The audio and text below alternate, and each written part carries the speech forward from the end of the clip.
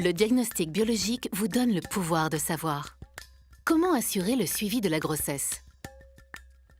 Depuis 2005, en France, plus de 800 000 bébés naissent chaque année. Afin de s'assurer que la mère et le bébé sont en bonne santé durant la grossesse et lors de l'accouchement, des analyses de biologie médicale sont effectuées en plus des 3 échographies systématiquement proposées. Ces analyses sont réalisées au sein d'un laboratoire de biologie médicale. Elles permettent d'effectuer un suivi régulier de la grossesse et de déceler certains risques infectieux potentiels pour la mère et son bébé. Plusieurs analyses sont obligatoires, d'autres sont souvent prescrites par le médecin. Enfin, certaines peuvent être prescrites en fonction de situations particulières. Prenons l'exemple d'une analyse biologique obligatoire, la toxoplasmose.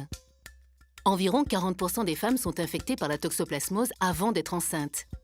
Dans ce cas, le fœtus est protégé de tout risque de malformation lié à ce parasite. En revanche, si une femme est infectée au cours de sa grossesse, il y a un risque de malformation auprès de l'enfant à naître.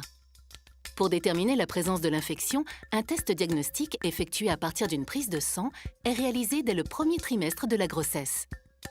Autre exemple, le CMV ou cytomégalovirus.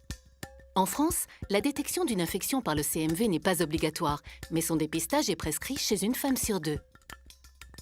50% des femmes sont infectées par le CMV avant leur grossesse, ce qui en général les protège et protège leur bébé d'une nouvelle infection. Comme pour la toxoplasmose, il est possible de détecter la présence de l'infection par le CMV à partir d'une simple prise de sang. Le risque pour le fœtus est d'autant plus élevé que l'infection est précoce. Si la future mère n'est pas infectée, elle devra suivre de simples recommandations d'hygiène communiquées par son médecin pour prévenir autant que possible les risques d'infection. Dernier exemple, la prééclampsie. La prééclampsie est une hypertension artérielle associée à une protéinurie ou fuite urinaire de protéines qui apparaît dans la deuxième moitié de la grossesse chez une femme qui avait jusque-là une tension artérielle normale.